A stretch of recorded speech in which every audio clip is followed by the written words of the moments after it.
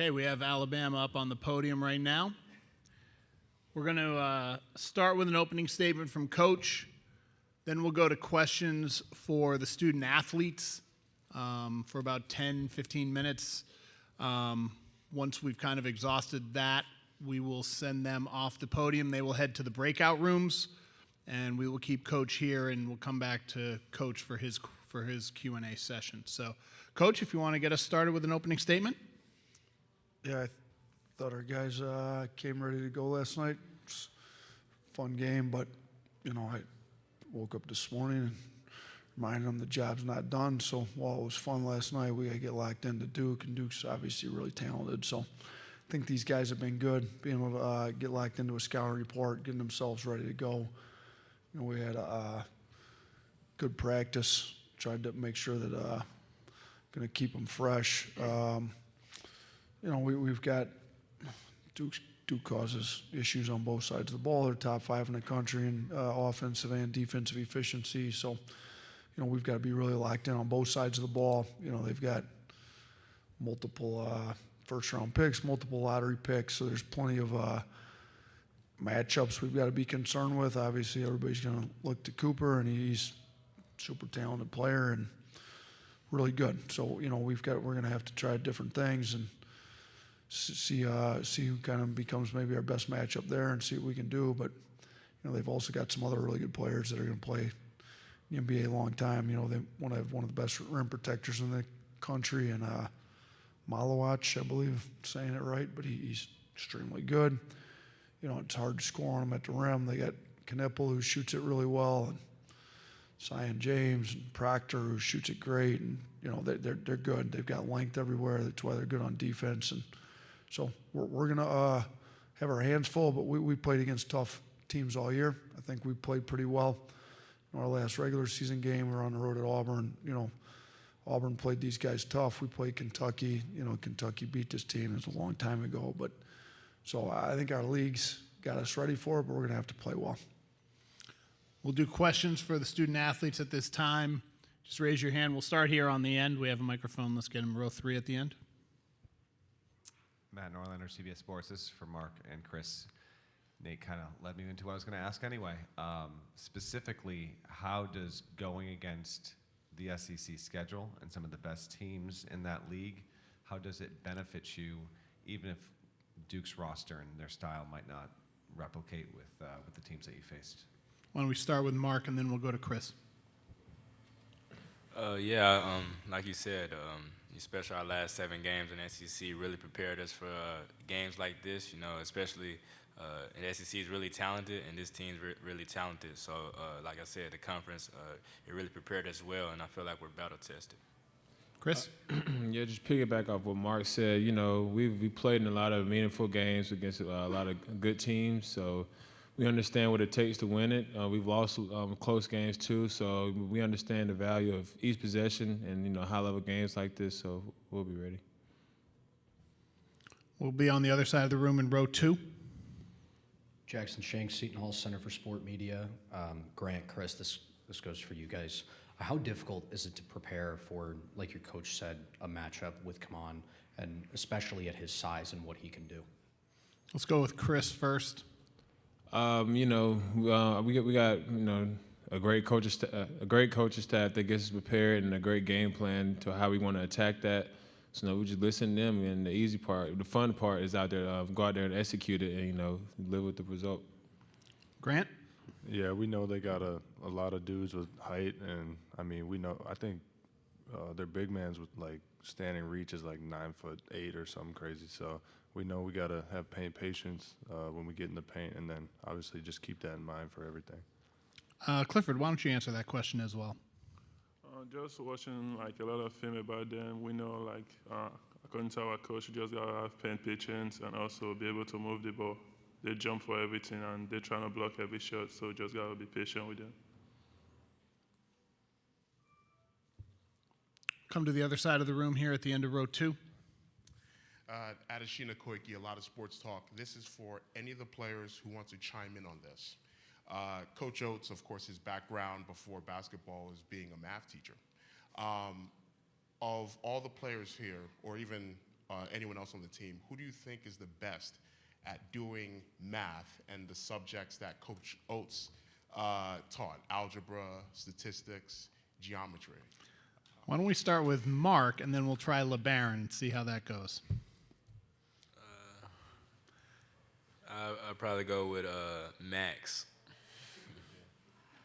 I say Max too. Sometimes I don't know what they be saying, but you know, they just pull it out of nowhere and know like where the numbers go. So I'm gonna say Jaren Stevenson. He's a quiet guy, but he's smart.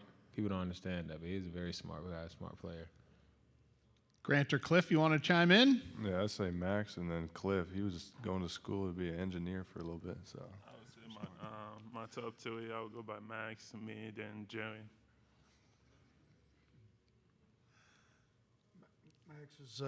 Max is studying to be a doctor, by the way.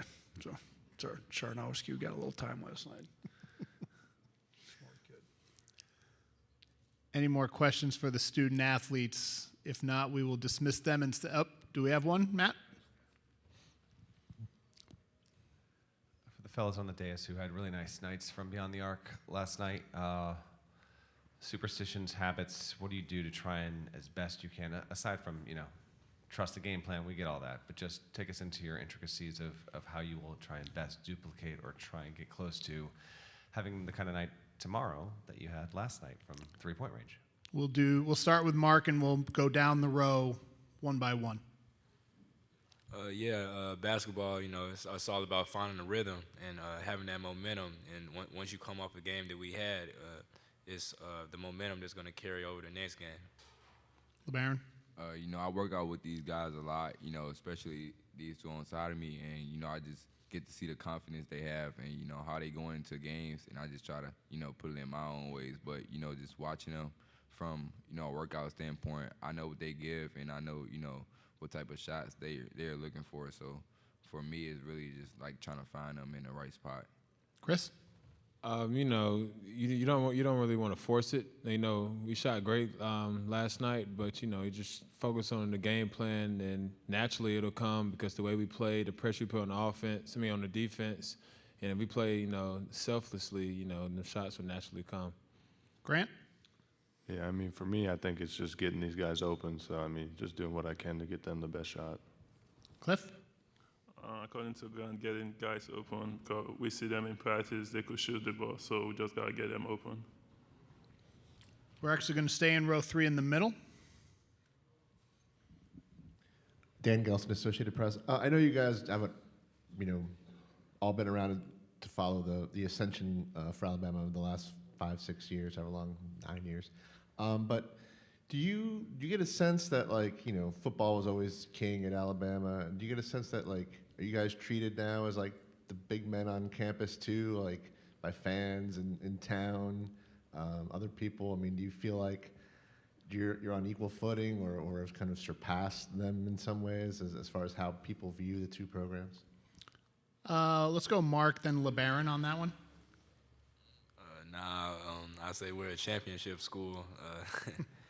Football, they got 18 national championships, and we're still trying to reach our first one, so it's no comparison there. I feel like our side of it, is definitely is there, but football-wise, like Mark said, those guys have built a great, foundation program, but Coach, he's getting there, and by the time, it's all said and done, he's gonna be one of the greatest.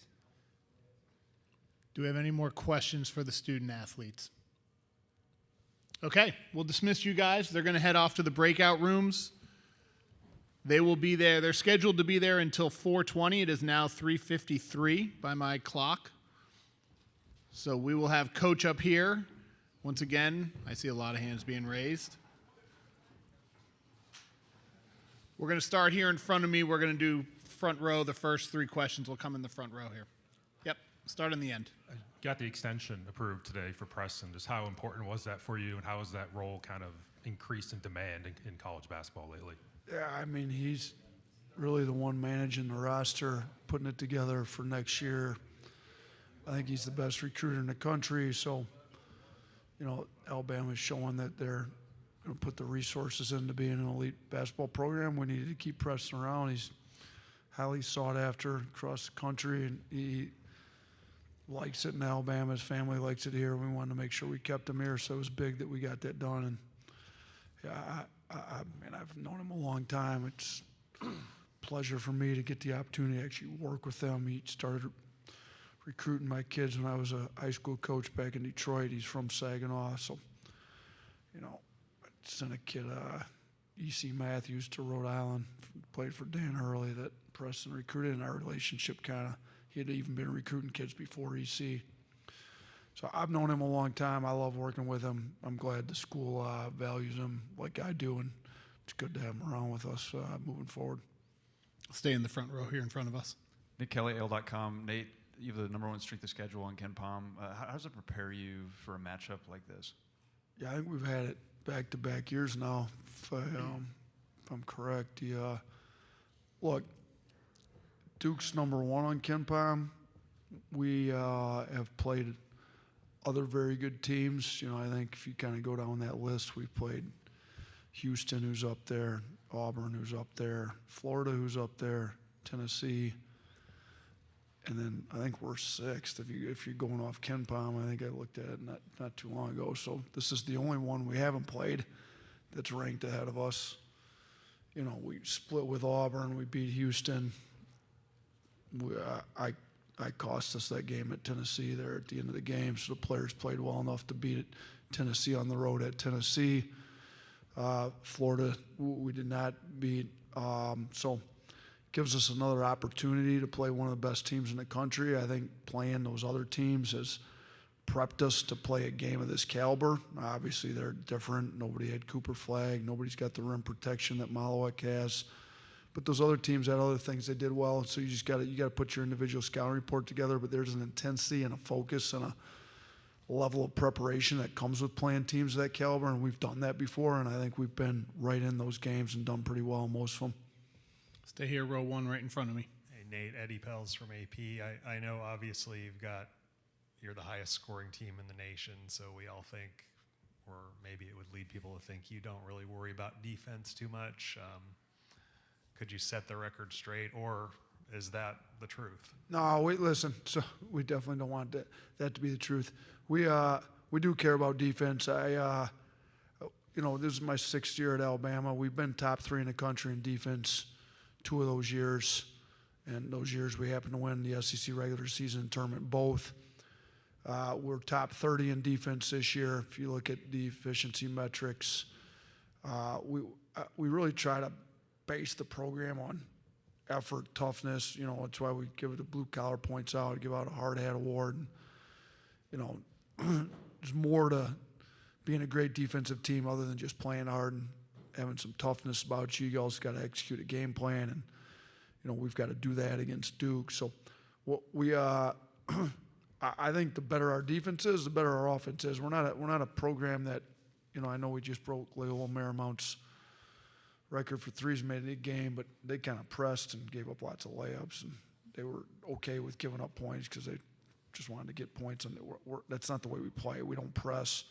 We try to have a sound, solid defense. We've got an NBA guy running our defense, and Brian Adams this year.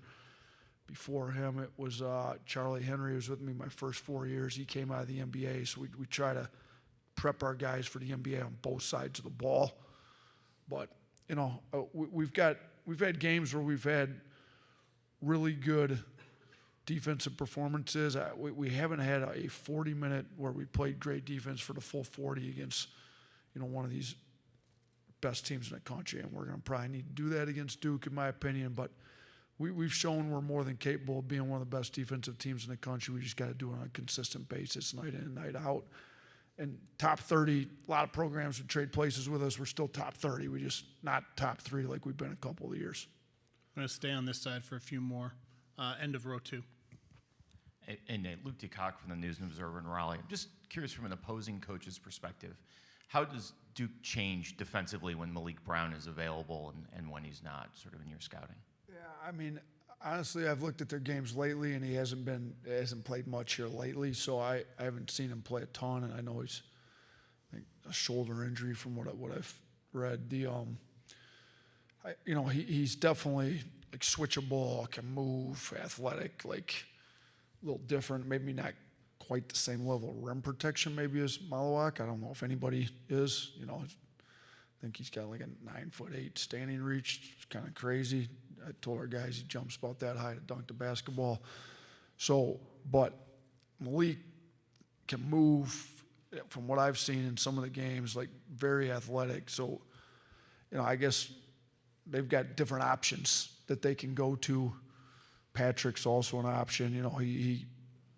Shoot. Most places, all three of those guys would be starting, and they've got the luxury of having all three of them and go with different options. So, we'll see what they decide to go with. And, we've got some different options ourselves, but, they know what they're doing over there on that coaching staff. So we'll see if they decide to use them against some of the lineups we roll out there. We'll stay standing right there.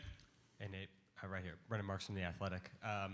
Just wondering if during the recruiting process, if you guys ever engaged with Cooper at all, or if it was fairly certain where he was going, and then also if, as you guys have been studying the tape a little bit more frequently, if your impression of him has changed at all based on what you might have thought earlier on in the season.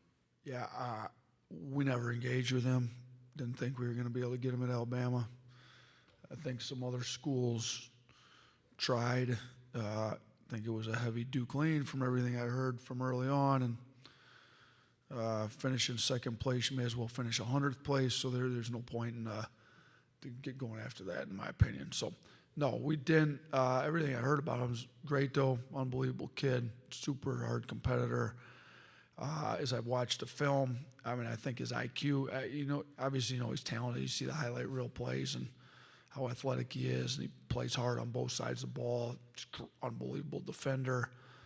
I think one of the things that stands out is he's really good in kind of pick and rolls, and just his IQ. Like, if you help, he's going to find where the help came from. He's going to find the open man. So, he's as good a passer as he is a scorer, and you kind of all knew how good of a scorer he was. So he makes it hard to guard because you can't really load up on him because they got shooting around him. If you don't load up on him, he's hard to guard one-on-one. So, we're going to have to do our best. But he's also one of those guys that like you're not going to hold him down to 10 points. That's just not happening. Like, let's hold him in single digits. He's going to find his way to score some buckets. That's just it. What you can't have is him scoring 25 and getting 8, 9, 10 assists and picking up all these fouls. Like, you're going to have to decide what you want to do. And some of their guys, you better not help very far off because they can really shoot it. So we're going to have to be on top of our game plan with them and have a couple different options because I think if you just do the same thing with him all the time, he's smart enough to figure it out pretty quick. We'll do two more here on row 3, row 4, and then we'll go to the other side of the room. Nate, you were actually just tapping in again to what I was going to ask. From an objective scouting standpoint, what do you think is the more difficult thing to do? To hold Cooper under his averages or to not allow Alabama to get what it wants from the three-point range? Ooh. Well, I haven't played Duke yet, so I don't know how difficult it's going to be to hold Cooper under his averages. Some teams have done a good job. I'll say this. If you want to take the three away from us, you can take three away from us. So I'm going to say it's harder to hold Cooper under his averages because there's a way to take the three away from us. Now, we've shown, somebody sent me a stat, we would have won the game last night even if we didn't make it 2. Just based on threes and free throws, we win the game. But we've also played where we've scored almost 70 points in the paint, 2 for teams that are just dead set on. So people ask me, how many threes do you want to get up? Well, depends on how you want to guard us. If you're going to guard us and not let us in the paint, let's get 51 up. And we should have had 52 if Holloway had gotten his foot behind the line on the one. So, if you want to completely run us off the line, build out on every drive, then, we'll try to go score 70, 75 points in the paint. So for sure you can take away our threes by guarding us a certain way, but then you are going to open the paint up on that. So I'm guessing it's going to be hard to keep Cooper under his averages. I haven't played him yet, though, so you'll have to ask me that after the game. And we'll go row 4 before we go to the other side of the room. Chase Goodred with the Tuscaloosa News. I want to ask you a question about pace of play. Obviously, BYU wanted to go up and down with y'all. Duke, Alabama's #1, I think, in possessions per game. Duke's like 280th. Can you just speak to what you expect in terms of pace of play? Yeah, I think part of Duke's is, you know, they don't play as fast as we do, obviously. You just gave the numbers. You know, part of it's their defense pretty good. Teams take a while to score on them, so the better your defense is, the longer those possessions go. Offensively, they're a little bit more deliberate at times. You know, they want to make sure that they get into the same actions. We're a little bit more free-flowing. And, you know, they probably run a few more sets, and we play a little bit more in the flow. But, they're good in transition, though. Like, don't, just because their tempo's not top 100 or whatever. What is their tempo? 200?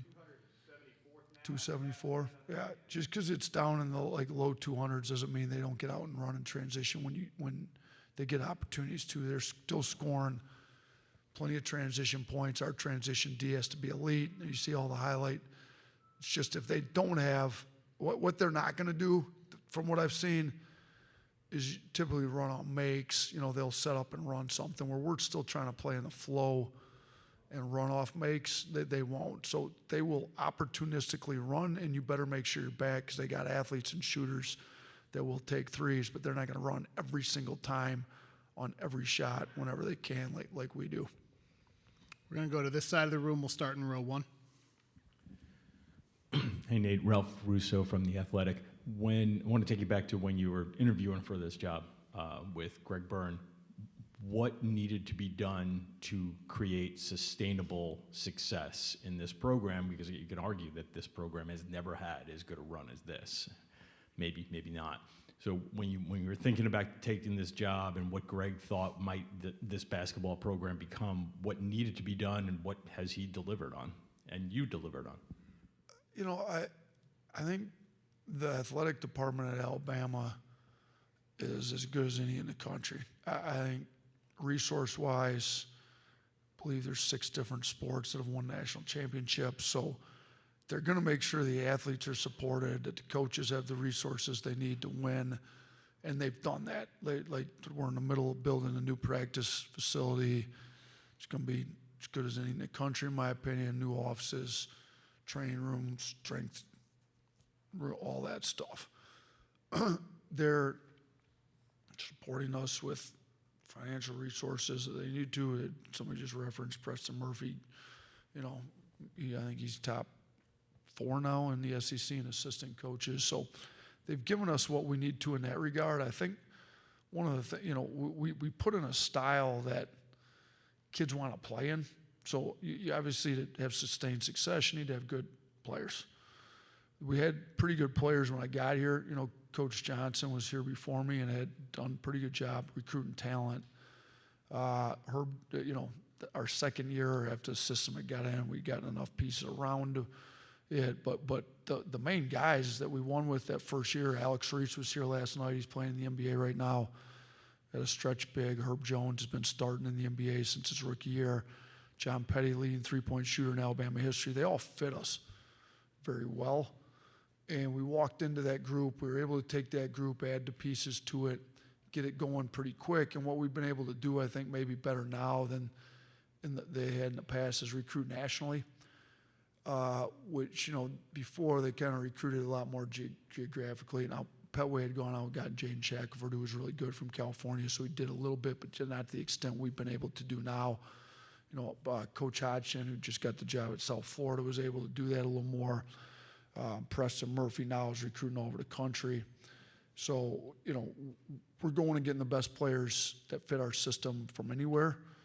And I think that's what you've got to do to sustain the success. And they've put a program in place and allowed us to do what we need to do to build a program that recruits want to come play in. We've kind of done a study. We've done a better job improving guys' NBA draft stock than anybody in the country since we've been here.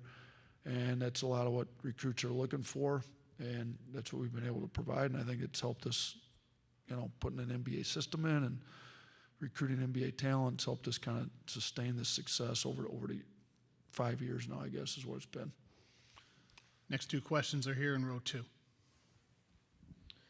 Hi, Steve Weisman, Raleigh News and Observer. I want to ask you about Jaron Stevenson. Given he played such a role and you get into the Final Four last year with his game against Clemson, he's had kind of an up and down sophomore year. What's your assessment of the way he's played this year? And he's still somebody you can count on for a game like that in a game of this magnitude? Yeah, I was just talking to somebody about that earlier today. You know, he didn't play particularly well in the Sweet 16 game last year against North Carolina. I was hoping he'd play great. He's from Chapel Hill. Like, would have been a great story, but wasn't meant to be that way. So just to encourage him, he comes out and he goes 5 of 8 from 3 and scores 19 points as a freshman. Jaron was supposed to be a senior in high school last year. So this year is supposed to be his freshman year in college. So last year, as a kid that's supposed to be a senior in high school, he scores 19 in the Elite Eight game to send us to a first Final Four in school history. I don't think he gets afraid of the moment at all. You know, as he struggled a little bit, yeah, he's a pretty quiet kid, and he's gone through some slumps, as any players do. I mean, shoot, some of the best NBA players go through shooting slumps, and he's had a few slumps. I think he's more than capable of going 5-8 again or doing something great. We're going to need him to be great. I mean, Duke's got size everywhere. His athleticism to guard. I mean, guessing maybe you watched our game when we played at Carolina earlier this year. He did as good a job as anybody on R.J. Davis when we beat Carolina at Carolina. So he's capable of being one of the elite two-way guys in the country with his shooting ability, his finishing, his strength, his athleticism on offense, and then how he can guard guys. And we just need to keep pumping him full of confidence. He's a kid that he doesn't even know how good he is. Like, when you talk to him, he has no idea. I mean, I think he should be a long-time NBA player. I think we got to realize he's young and pump him full of confidence and get him going, because he could be an X factor for us for sure. We'll stay in row 2. Roger Rubin from New York Newsday. Nate, you got into pretty good depth about all the different ways that Cooper Flagg can hurt you. I wanted to ask you about a couple of the other guys on Duke. Con Knuppel, how are the ways that, like, you see him as a threat? I mean, one of the best shooters in the country. We tried to recruit him. We did a pretty good job, and it wasn't quite good enough because I'd like to have his shooting ability in our offense, but they have it. So now we got to figure out how to guard it. I mean, he doesn't miss much. He gets his stuff off actions. He gets his feet set, but he's also a strong physical driver. He's got good size. He can get downhill, and he's super high IQ guy. So, yeah, he's very good. I mean, there's a reason he's going to be a lottery pick this year. And the other guy I was going to ask you about was Malwatch. You did mention his rim protecting. What are some of the other things that you think he does well? I mean, he's a lob target. Cooper likes to find him in ball screens going to the rim. You know, when he's kind of down in that dunkers area, if you will, behind the backboard, guys help up. They find him on lobs. So he's done that well for him on offense. And I think the biggest thing he does for him is protect the rim, and he makes it impossible to score at the rim when he's in there. So, you know, they've got top 5 offense and defense, and he kind of anchors that defense. So he's been a lead for him on that end all year. We'll go to row 4, and then we'll come back to row 3. Jamal Murphy, Hoops HQ. Back to Cooper, and obviously, you know, very versatile. But what do you think is the biggest strength of his game? And as a coach, what's the first thing you would try to take away? I mean, I think his strength is his versatility, because if you try to take one thing away, he can go to, you know, like to say, well, let's keep him from getting to the rim because he's such an athletic, strong downhill driver. Well, he's shooting in the high 30s, 36, 37% or whatever it is, and then say, okay, well, I think he's actually better off the dribble than he is on catch and shoot. So then what do you go under on pick and rolls? Well, he's shooting almost 40% on off the dribble threes. You go over pick and rolls, he gets downhill, he throws lobs, he finishes at the rim. Like, look, there's a reason he's going to be the number 1 pick in the draft. I think you're going to have to mix it up because he's so versatile, and you have to try to, like, keep him off balance a little bit, because if you give him the same dose of everything for 40 minutes, seems like he's got pretty high IQ. He'll figure it out. We'll go to row 3 here for the next 2 questions. Alejandro Lopez, Zags blog. Coach, yesterday you talked about how you built up Sears' confidence in terms of his shooting struggles by telling him that there's a thing called regression to the mean. Now, when you go out and you have a record-setting performance like you did yesterday, is there any worry that that regression to the mean might come back to bite you in terms of your shooting? I think he shot 44% last year, if I remember correctly. So if we go on the last 7 games, what he was 5 for 35. What did he go yesterday? 10 for 16. So that's 15 for 51. So we still got some room to go up to get to his 44% he was last year. So let's plan that he was down, and now the regression to back to the mean started, and he's continuing to head up that way. That's my hope. But I hope maybe Duke thinks the other way, that he's going to be back. Hopefully they treat him like a 14% shooter and go under every ball screen. That would be ideal. All right, we'll stay right there, Dan, in the middle. Dan Gelson, Associated Press. Since you've been hired, I mean, not even compared to really the football program, but how have you seen just in your own the own program the perception, the popularity, the mood around town, around campus change with you and your players now that it's an elite program? Yeah, I mean, we're pretty much every game sold out. The student sections are camping out for big games. We don't play in front of empty crowd. When I first got there, non-conference, I mean, shoot, while football season's still going on, it's hard to get half the place full.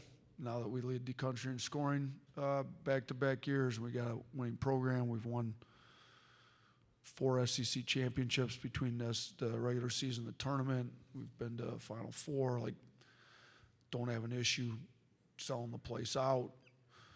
The crowd support's great. People around town are supporting us. People are stepping up in big ways. Like, it's a sports community, it's a sports state.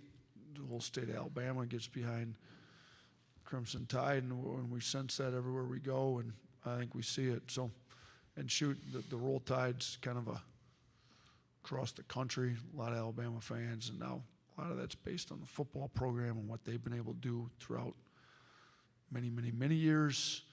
But all those Alabama football fans were turning into basketball fans, and a lot of them already were. We just had to resurrect them, bring them out of the woodwork, and they've come, and they're there, and they're there now. So it's been a good time for us that way. I will take a question here, row 2 at this end. Coach Adeshina Koike, a lot of sports talk. You put on your math teacher hat just now, talking about Mark Sears' shooting the past few games. I want you to keep that math teacher hat on for this.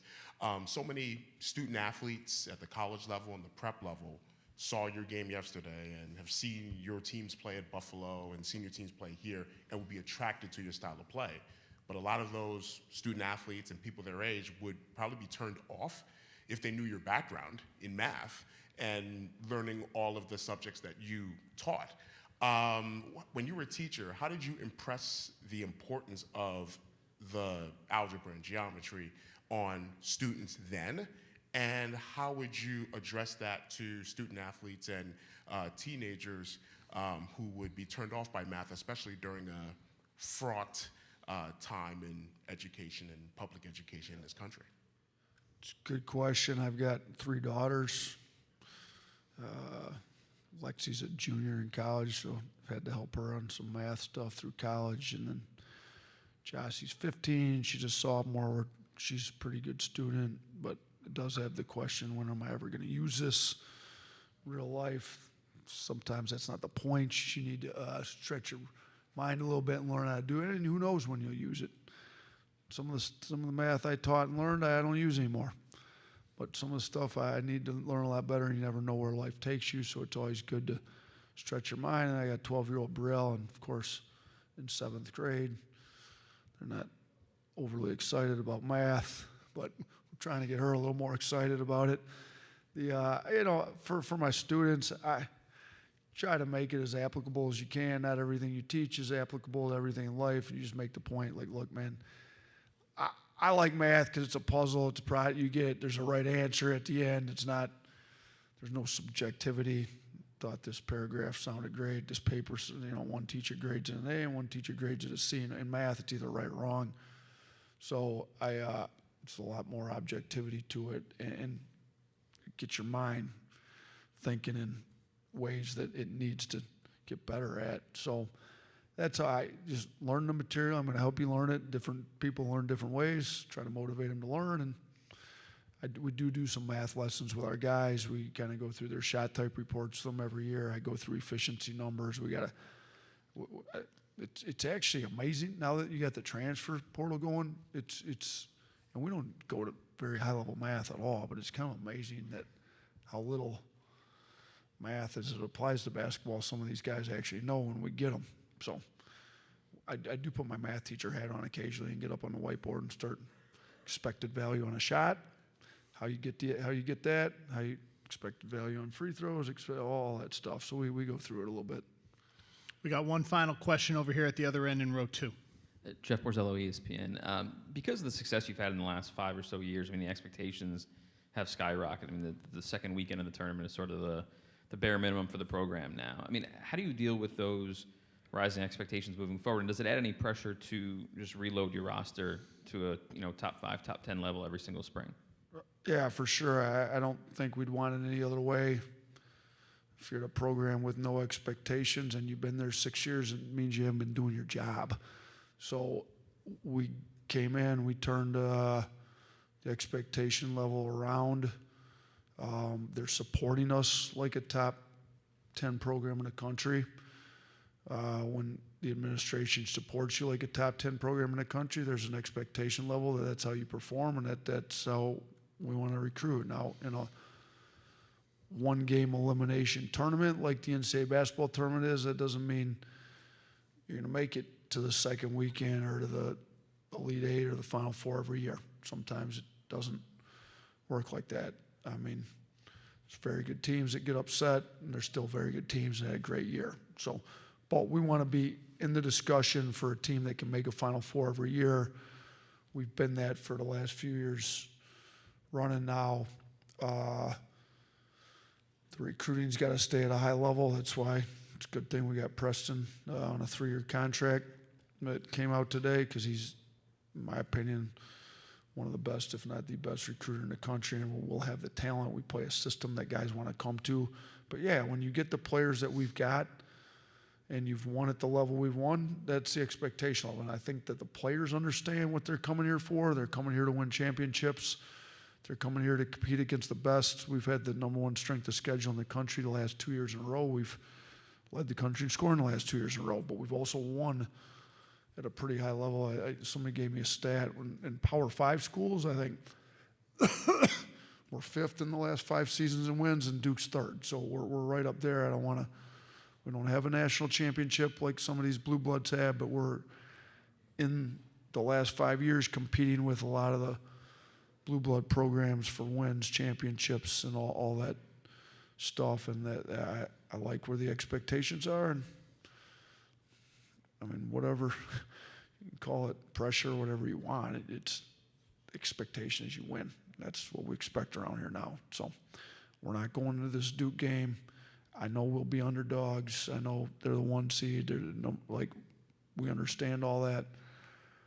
Our mindset is we go in, we do what we need to do with the game plan, and we're going to get the win. Now, it's a lot easier said than done, but we're not going in there just hoping we can play with them. Like, even when I was at Buffalo and we played Arizona, I laid it out. This is what we're going to do, and when we do this, we're going to win the game. And that's what you do. So I think you lay out the game plan. If we execute these things, you keep it as simple as you can, but it's got to be a game plan that when these are executed, you win the game. And that's the expectation going into every game, no matter who we play. And we've played the best teams in the country since I've got here, and we've been able to beat a lot. We've got 13 wins against AP-ranked teams this year, which I think is tied for the most with 2 different Duke teams and a UCLA team for the most in a single year. So we've beaten really good teams this year. We had opportunities to beat some more, and we didn't do it, but we've got another opportunity in front of us tomorrow. All right. Thanks, Coach.